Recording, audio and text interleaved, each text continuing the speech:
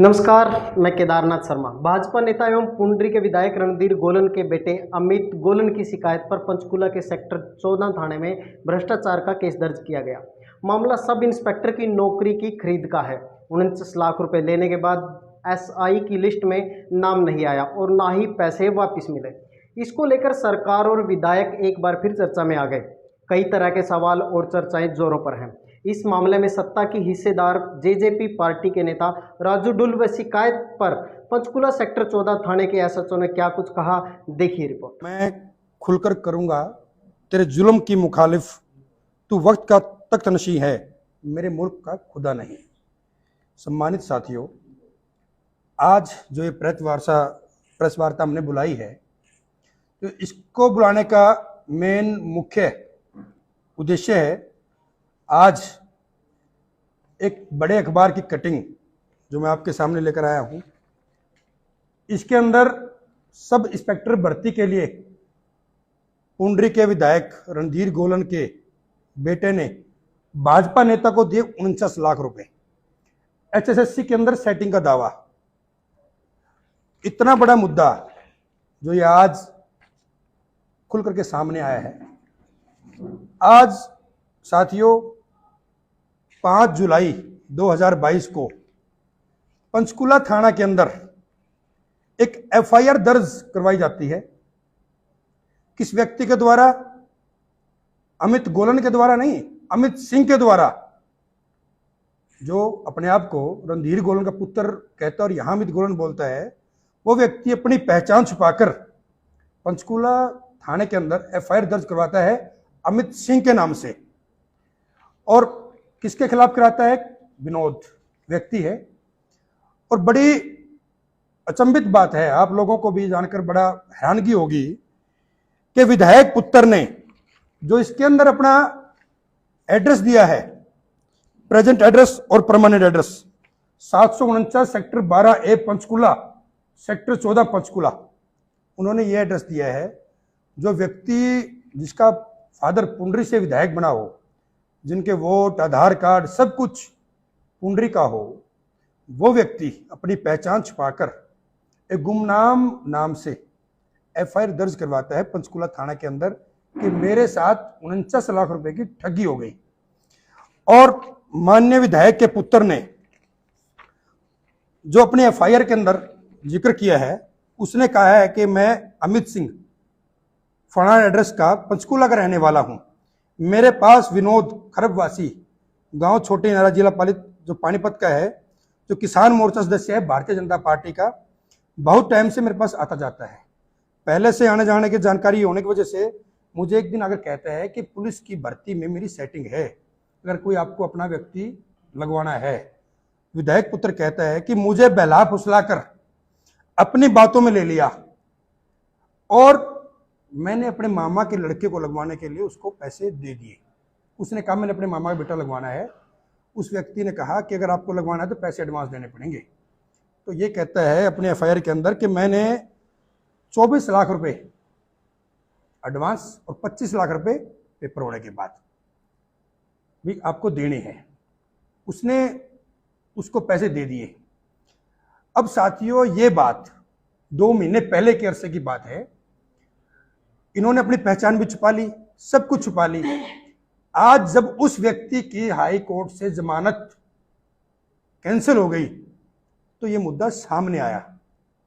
तो फिर पत्रकार साथियों ने इस मुद्दे की गहनता के अंदर जांच की तो तब पता चला कि ये अमित सिंह नहीं, अमित गोलन पुत्र विधायक पुंडरी रणधीर गोलन का बेटा है, जिसने पैसे दिए हैं।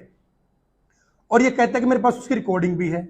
उस रिकॉर्डिंग के अंश जो ये अखबार के अंदर खबर छपी है, इसके अंदर भी दिए हुए हैं, जिसके अंदर विधायक कहता है मुझे ये मुद्दा नहीं पता था कि कब पैसे गए कब पैसे नहीं गए। जब पैसे चले गए तो मेरे पुत्र ने मुझे तब बताया और मैंने उससे बात भी की, भाई आप आ जाओ, हमसे बात कर लो, सेशन है, सेशन के बाद बात कर लेंगे, हम इस मामले को सुलझा देते हैं। ये सारा प्रकरण जो निकल कर आया है। तो मैं आप सभी साथियों के माध्यम से ये इतना बड़ा गोलमाल पिता पुत्र के द्वारा जो किया गया है, इसकी जांच होनी चाहिए। सबसे पहले मैं मांग ये करता हूं, जो 49 लाख रुपए ये कहां से आए, ये किसके खाते में से पैसे निकले, और पैसे निकलने के बाद किसके खाते में जमा करवा गए या किसको कैश दिया गया। इतने पैसे नगद कोई व्यक्ति निकलवा नहीं सकता या उसकी पूरी डिटेल देनी पड़ती है। ये पैसा 1 नंबर का है कि 2 नंबर का है, इसकी जांच होनी चाहिए सबसे पहले तो 49 लाख रुपए की। फिर मैं ये बात कहता हूं कि विधायक पुत्र कहता है कि मेरे को बहला फुसला कर मेरे से पैसे ले लिए गए। अगर आपको भी बहला फुसला दिया गया तो फिर आप जनता के लोग, जो लोग हैं हल्के के, तो उनके लिए क्या काम करोगे। ये प्री प्लान मामला है। ये जो पिता पुत्र का जो खेल है, जो विधायक का पुत्र है, ये हरियाणा सरकार के जो एसएससी के दलाल बैठे हैं, ये उनका बीच में दलाल है। ये लोगों से पैसे लेता है, लोगों से पैसे लेकर आगे एसएससी के अंदर सेटिंग करता है, फिर वहां पर ये नौकरी के नाम पर लोगों से पैसे लेकर नौकरी लगवाता है। ये बात स्पष्ट की जाए कि जो ये 49 लाख रुपए नौकरी के दिए गए हैं, ये किसके माध्यम से, कैसे, किस तरीके से पैसे गए हैं और कैसे पैसे निकलवाए गए हैं। आज जब विधायक ये कहते हैं कि भी मेरे पुत्र को तो बहलाल या फुसला गया, अगर मेरे को पता नहीं था, तो ऐसा कैसे हो सकता है कि भी एक पुत्र अपने पिता को बिना बताए किसी से भी सेटिंग कर लेगा। ऐसे कैसे सेटिंग हो सकती है। ये जो पैसे हैं सारे गोलमाल के हैं। इन लोगों ने, पिता पुत्र ने, मैं तो पहले भी प्रेस कॉन्फ्रेंस करके मैंने तो इल्जाम लगाए थे, मैंने तो पहले भी कहा था कि पुंडरी के अंदर चाहे सफाई घोटाला हो, जिसके अंदर करोड़ों का घोटाला हुआ था, इन लोगों ने वहां पैसे खाए। उसके बाद चाहे बीडी ऑफिस हो, चाहे ब्लॉक एजुकेशन ऑफिस हो, चाहे अपना हेल्थ डिपार्टमेंट हो, वहां पर। उसके बाद जो नया मुद्दा था, जो पुंडरिक तीर्थ वाला था, मैंने वहां कहा था कि वहां पर ये मिट्टी का जो गोलमाल है वो करने का प्रयास कर रहे हैं। तो ये लोग बिल्कुल भ्रष्टाचार के अंदर लिप्त पाए, हर मिले हैं। इनका ही नाम क्यों आता है, ये बड़ी चिंतनीय विषय है कि पूरे हरियाणा के अंदर पिता पुत्र का ही नाम क्यों आता है। कहीं ना कहीं आग भी वहीं लगती है, जहां धुआं भी वहीं उठता है जहां पर आग लगी हो। ये लोग करप्ट हैं। आज इसका प्रमाण पूरा हरियाणा के सामने है। तो इन लोगों की मैं तो सीटिंग जज, हाई कोर्ट के सीटिंग जज से इसकी मैं जांच की मांग करता हूं। कोई जो व्यक्ति जो रिश्वत लेता है, जितना बड़ा दोषी वो होता है, रिश्वत देने वाला व्यक्ति उससे बड़ा दोषी होता है। ये लोग सरकार के नुमाइंदे होकर सरकार को समर्थन देते हुए अगर ये लोग भी पैसों के लेन देन करेंगे, पैसों के अंदर नौकरियां बिचवाएंगे, बेचेंगे, तो फिर ये जो बेरोजगार लोग हैं, जिन लोगों के पात्र हैं, जो अपने पेपर पास करके मेहनत करते हैं, तो उन लोगों के साथ ये धोखा कर रहे हैं। तो ऐसे लोगों के खिलाफ कार्रवाई बनती है और कार्रवाई होनी चाहिए। आज इसी मुद्दे को लेकर मैं आपके सामने आया। गठबंधन सरकार है, बिना खर्ची बिना पर्ची के दावे करते हैं। कहीं ना कहीं आप जनता को गुमराह किया जा रहा है। जब भाजपा समर्थित ही लोग पैसे लेकर लोगों को नौकरी नहीं, बिल्कुल। देखिए, इसके अंदर मैं ये कहता हूं कि ऐसे व्यक्ति, आदरणीय मुख्यमंत्री मनोहर लाल जी को तुरंत संज्ञान लेना चाहिए। ऐसे व्यक्ति सरकार को बदनाम करवाने का काम करते हैं। सरकार बिना खर्ची बिना पर्ची का काम करती है, लेकिन ये लोग, इन्होंने ये नहीं कहा कि मैं मुख्यमंत्री से तुम्हारी सेटिंग कराऊंगा या मुख्यमंत्री से बात करूंगा। ये लोग कहते हैं कि हमारी एचएसएससी के अंदर सेटिंग है। किन अधिकारियों से सेटिंग है, किन मेंबर्स के साथ सेटिंग है, जो विधायक हैं, जो सरकार को समर्थन दे रहे हैं। तो ये लोग सरकार को बदनाम करवाने का काम कर रहे हैं। मैं चाहता हूं, मैं मुख्यमंत्री से निवेदन करूंगा कि मुख्यमंत्री जी परसों कैथल के अंदर आएंगे, इन व्यक्तियों से तुरंत इनका समर्थन वापस कर देना चाहिए और इनको जो मंत्रिमंडल है सरकार से बाहर कर देना चाहिए। अगर कार्रवाई नहीं होती तो मान लीजिए गठबंधन है। मैंने आपके सामने, ये तो बिल्कुल आपके सामने ये उजागर होकर आई है, सारी जनता देख रही है। तो माननीय मुख्यमंत्री को बिल्कुल इस पर संज्ञान लेना चाहिए, कार्रवाई करनी चाहिए।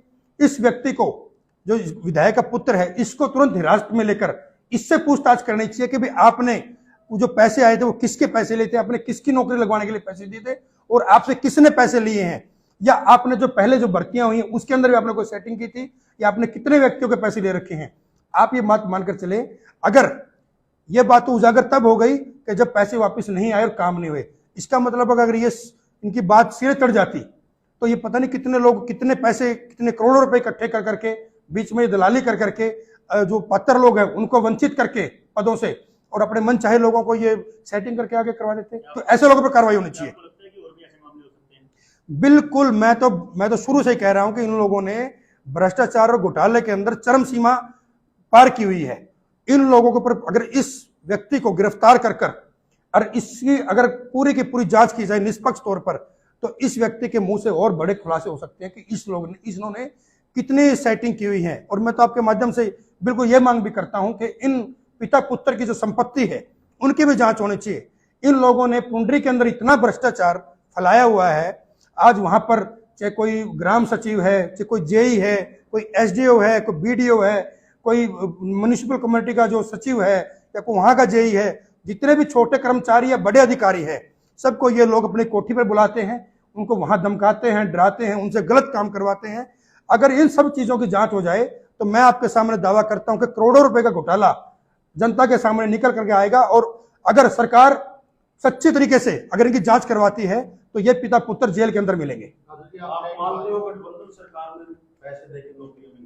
मैं बिल्कुल इस बात को नहीं मानता कि गठबंधन सरकार के अंदर, लेकिन कुछ लोग ऐसे हैं जो सरकार को समर्थित हैं, जो सरकार को समर्थन दे रहे हैं, जिन्होंने अभी तक किसी भी जो विधायक सरकार का है, जो जेजेपी का है, बीजेपी का, अभी कोई व्यक्ति ऐसा नहीं आया है कि जिसने कोई ऐसा गलत काम किया हो। लेकिन ये जो लोग सरकार को समर्थन दे रहे हैं, ये लोग सरकार को बदनाम करवाने का काम कर रहे हैं।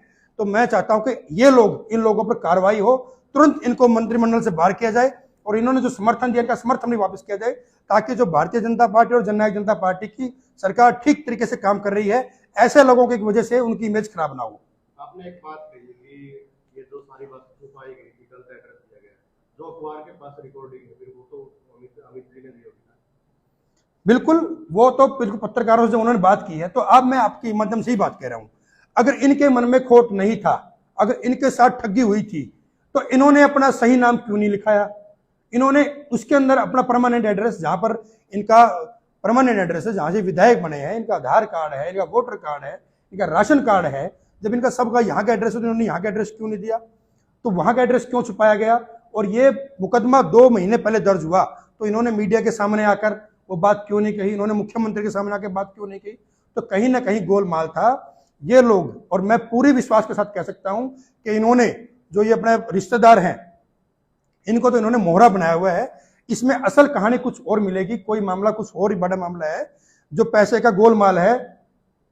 अगर उसकी निष्पक्ष तौर पर जांच हो तो फिर जो इन्होंने मामा के लड़के का नाम लिया हुआ, ये मामा का लड़का कहीं आसपास भी नहीं मिलेगा। ये परत कुछ और है, अगर इन परतों को ईमानदारी से खोला जाए तो। जिस तरह से गठबंधन सरकार में पहले अनेकों घोटाले में आज तक कोई सामने निकल कर नहीं आया कि कौन दोषी है, क्या इस मामले में लगता है कि कोई जो दोषी होंगे वो सामने आएंगे? आज मैं कहता हूं कि जनता की अदालत सबसे बड़ी अदालत है। आज इतनी बड़ी खबर दैनिक भास्कर के पेज पर पूरे हरियाणा के सामने है, पूरे हरियाणा की जनता इसको देख रही है, सभी अधिकारी, सभी कर्मचारी, सभी प्रशासनिक अधिकारी, सभी सरकार के नुमाइंदे इस खबर को देख रहे हैं। अगर सरकार ये चाहती है कि हमारी ईमानदारी, जो नारा देते हैं, ना खर्ची ना पर्ची, अगर उस ईमानदारी से उस नारे को अगर आगे बढ़ाना, तो ऐसे व्यक्तियों के खिलाफ तुरंत प्रभाव से कार्रवाई करनी पड़ेगी, तभी जाकर आप अपनी सरकार की जो ईमानदारी है उसको आगे लेके जा सकते हैं। निगम के चेयरमैन हैं, उसके बाद पशुधन विभाग के, आप डिप्टी सीएम दुष्यंत चौटाला क्यों नहीं कहते? आप गठबंधन सरकार में, आप उनको कहोगे ये मंत्री जो विधायक हैं, ये चेयरमैन हैं, उनको वहां से हटाया जाए, आप लोग क्यों नहीं सिफारिश? देखिए, हम तो सरकार के हिस्सेदार हैं, और ये बात जो माननीय विधायक पुंडरी हैं वो ये कहते भी हैं, उनके पुत्र ने पीछे बयान भी दिया था कि हमने जो समर्थन है वो जननायक जनता पार्टी को नहीं, भारतीय जनता पार्टी को दिया हुआ है। तो पहली प्रायोरिटी पर मुख्यमंत्री का ये फर्ज बनता है कि ऐसे व्यक्तियों के खिलाफ कार्रवाई के आदेश दें। जो हाई कोर्ट के सिटिंग जज हैं उनसे इनकी जांच करवाई जाए, ताकि इन लोगों के खिलाफ कार्रवाई हो और दूध का दूध और पानी का पानी जनता के सामने है। सर, एक विधायक के बेटे को जो है नौकरी लगवाने के नाम पे 49 लाख रुपए की ठगी का मामला है, क्या है ये पूरा मामला? ये 5 जुलाई को हमारे पास एक कंप्लेंट आफ्टर इंक्वायरी प्राप्त हुई थी। उसमें विधायक रणधीर सिंह जी हैं, उनके बेटे अमित से पैसे लिए हैं। विनोद खरब नाम के एक आदमी ने, पानीपत का रहने वाला है, इस छोटी नारा गांव का। तो इसने सब इंस्पेक्टर की भर्ती के लिए जो आरोप लगाए गए हैं कि सब इंस्पेक्टर की भर्ती के लिए इसने 49 लाख रुपए लिए थे। तो सर, कुछ ऑडियो भी सामने आया है, पुलिस को भी दिया गया है शिकायतकर्ता के द्वारा। उस ऑडियो में क्या बातचीत है? उस ऑडियो में पैसे की लेन देन की बातचीत है। जो कंप्लेनेंट है वो उससे वापस अपने पैसे मांग रहा है। अभी जांच जारी है उसमें। किसी तरह का एविडेंस उसमें मिला है? हाँ, जो ऑडियो में जो बातचीत है वो हमने अपना फाइल पे ली हुई है और आगे अभी इन्वेस्टिगेशन जारी है। तो सर कोई जांच में ऐसे पता लग पाया कि जो ये विनोद खरब है इसने एक विधायक के बेटे को नहीं और भी कई लोगों को शिकार बनाया है, कोई ऐसी बातें भी निकल के आई है? जांच अभी इस बारे में हम तफ्तीश कर रहे हैं, जो आरोपी पकड़ा जाएगा उसके बाद ही बता सकते हैं हम कि और भी कोई शिकार हुआ है क्या। तो अभी जांच कहाँ तक पहुंची है सर? क्या पुलिस आगे क्या कार्रवाई करने जा रही है? अभी तक इसमें हाई कोर्ट में बेल एप्लीकेशन लगी हुई थी, जो बेल इसकी निरस्त होगी। मेरी टीम फिलहाल पानीपत में है, अभी इसको जल्दी गिरफ्तार कर लिया जाएगा।